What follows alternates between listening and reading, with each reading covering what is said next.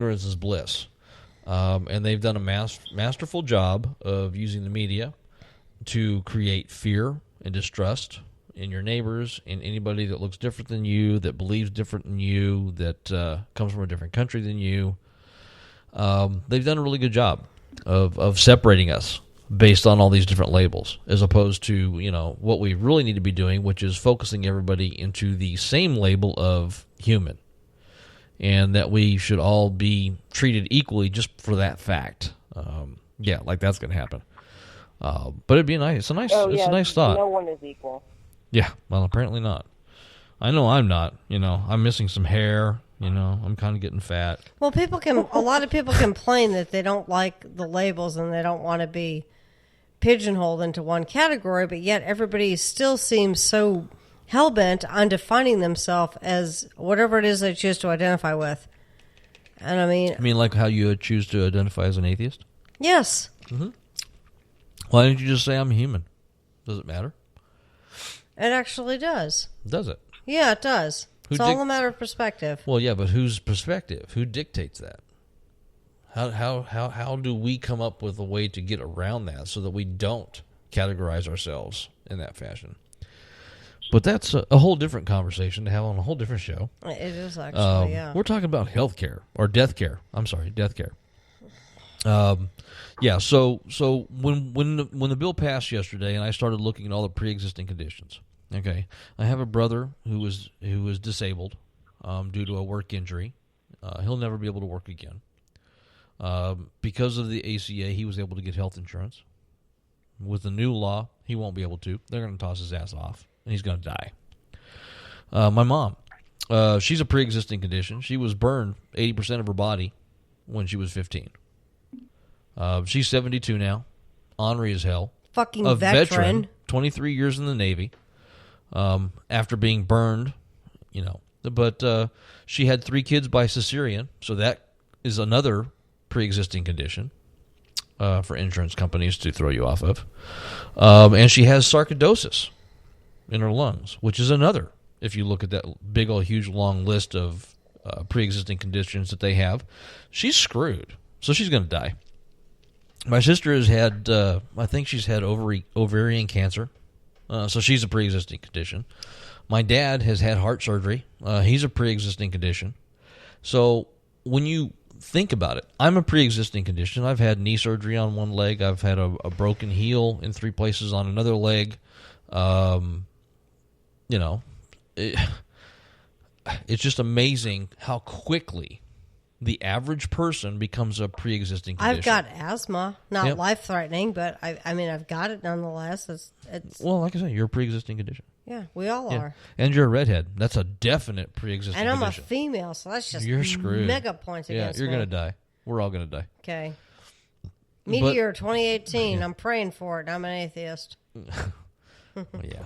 But I mean, when you think about it, just to the individual person, there are so many ways that the individual person can lose their health insurance just because they don't want to pay. Oh, what was that? What was that meme basically saying? Hey, I can be mentally ill. I could be fucked in the head, and I can buy a gun, but I can't have health insurance. Yeah. I mean, let that sink in. Somebody with mental health problems can buy a gun, but they can't afford health, or they can't have health care. That's a kind of little off the topic, but I mean, it kind of really puts things into perspective. Because mental health is a pre-existing condition, right? It's a medical condition that needs to be treated medically. Huh? Let me get this straight. You've got a mental health condition. You can still go buy a gun to shoot 100 people, but you can't get therapy because they won't give you insurance to get therapy to make sure you don't kill. Right. That's exactly right. That's it. God bless the USA. Wow. President Obama put in an executive order that prevented, depending on specific people that have mental issues who were unable to execute their own faculties without assistance, from being able to buy firearms, which is a very logical thing to do. Mm-hmm. Number 45 repealed that. So now you can be mentally ill and you can buy a gun, But because you're mentally ill, you're a pre-existing condition, you can't get health care. Okay, so let me ask you guys something. So I've always been fortunate enough to be healthy and have never had, like, anything to be treated for. So at what point do they determine it's pre-existing? Is this when you walk in the doctor and let's say you had cancer for 2 years before you walked into that doctor's office? Is that considered pre-existing, or do they consider the diagnosis at the point of existing? It's very vague, so there isn't any real definition as to when they diagnose that. But the big key seems to be along the idea of, for example, we get our health insurance through our company. Now, if our company this week decides to change to a different health care provider, then that becomes a new policy. So anything from that point back in my life is considered a pre-existing condition. So my knee surgery, pre-existing condition, because I changed insurance plans, not willingly and not on my own. So that would be considered, anything before that would be considered pre-existing condition. Now, the insurance company could argue, say, for example, all of a sudden you were diagnosed with stage 2 cancer. Well, obviously you've had it for a long time if you're at stage 2. So obviously it's a pre-existing condition and we're not going to cover it. It's too vague, and it doesn't have any real definition as to when an insurance company can or cannot, or how you can. It's fucked. Which is why we need to get the fuck rid of insurance companies. Pretty much. Yes. I mean, most of my pre-existing conditions are because of stupidity. Okay. I had a wreck on my motorcycle and tore up my knee, right? I fell out of a tree in the front yard and broke my heel, okay? That's not pre-existing. I mean, that's stupidity. That was dumb shit that I did. But for the most part, I'm relatively healthy. I don't get sick. But I'm now over the age of 50. So even though I'm relatively healthy and I don't have any health problems, because I'm over the age of 50, this new bill that they just passed will increase my premiums just because I'm over the age of 50. How fucked up is that? That's ageist. It's discriminatory. Well, it really is. But hey, we're the United Corporations of America. We can discriminate. No, that's true. So there's a lot of problems. Now, the bright side apparently is that as soon as they not shortly thereafter they passed that law, apparently the Senate said, yeah, we're probably not even going to put this to the floor vote. Because the Senate realized just how bad it is. And the Senate, for some reason, doesn't want to lose their elections in 2018 if they're up for election. So yeah, they're going to come up with their own thing. Now, one of the bad things about what the House did is they did not wait for the CBO to actually analyze their health care plan and give them numbers. So they kind of went against common decorum in Congress.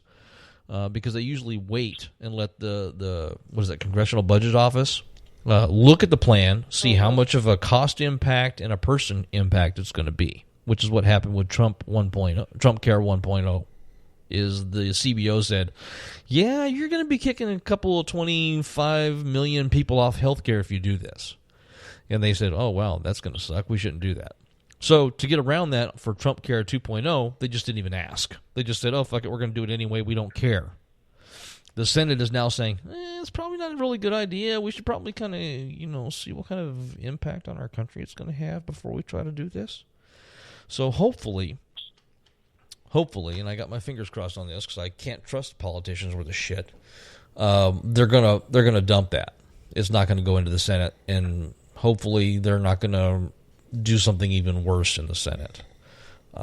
Now, one of the big surprises yesterday was that Representative Andy Biggs of CD5 in Arizona voted against it, which shocked the hell out of me until I found out why he voted against it. And he voted against it because it wasn't harsh enough. It wasn't enough. And that's why he voted against it. And he'd been talking about that for the past week and a half about he was going to vote no because it didn't go far enough. I'm like, What, you want everyone kicked off Just insurance? when you couldn't think he couldn't be any more of a fucking dick. No, I'm pretty sure everybody knew that he could be because he was Well, bragging about it before the vote. Now it's been confirmed. So, it was a very surprise to see that he voted, and now that he voted no, and I found out why he voted no, I'm not really impressed. But Well, what does Well, he what care? I He's don't got get good is these- health care. go ahead, Paige. These people know that their jobs are at risk. If they piss off too many people, they are going to lose their jobs and be replaced. Why in the hell did they pass this in the House and then go to bus to the frickin' White House to celebrate before it's even gone to the Senate? I mean, what is behind that? Is that pure propaganda? I don't get it. Well, I think part of it's propaganda. No, that's But I also think that they just, because of gerrymandering and stuff like that, they just don't think that's going to affect them. Honestly, I think that they are secure in the fact that if they passed that yesterday, which they did, everybody that voted yes is going to get a really nice infusion of funds into their re-election campaign for 2018. It was all strategic. Because even though it may not pass the Senate and it may not go to the White House, those companies like Aetna and the pharmaceutical companies are going to say, well, they did vote for it, but the president screwed it up or the Senate screwed it up. So, but hey, we know these guys will vote for it, so we're going to support them. So I think it's a political maneuvering tool.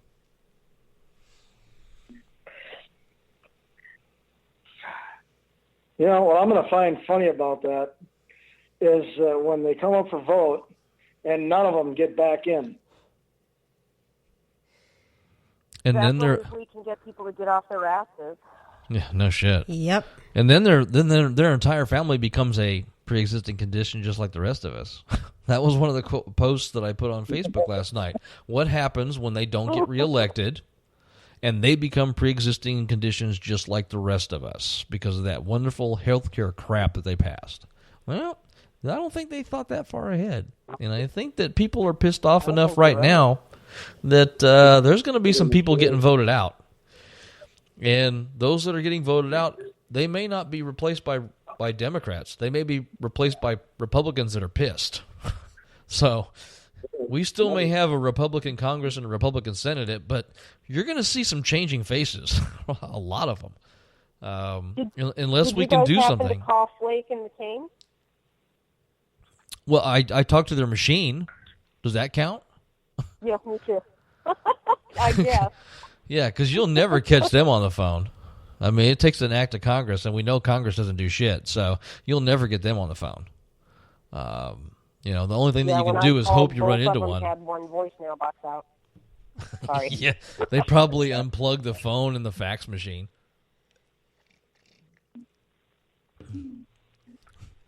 Yeah. Oh, what do you expect them to do? They know they up. Well, I'm pretty sure that they're probably not going to be holding town halls anytime soon. I can pretty much guarantee that. The ones that did hold the town halls in the past couple of months are going to be going to ground, and you're not going to see them in public anywhere because they're supposed to be going on recess, aren't they? I went to Jeff Flake's. You're going to see a lot of that. You went to his what? You were at his town hall, right? Yes, I was. Front row, right next to his bodyguard. Now, did you actually get any real information, or was it all just double talk? Well, no, we didn't really get any real information. Nothing. Honestly, it was more. I will say this for him, even though he's basically a puppet of his church. What he did was let everybody vent. He was visibly uncomfortable the entire time. When the topic of abortion came up, he was even more guarded, crossing his arms, stepping back. But he never interrupted anyone, and he let everyone speak their mind, and he even stayed 20 minutes later than planned. He was respectful, but he did have his regular, canned responses, and that's pretty much why everyone was so pissed off. Well, yeah, because we wouldn't want our representatives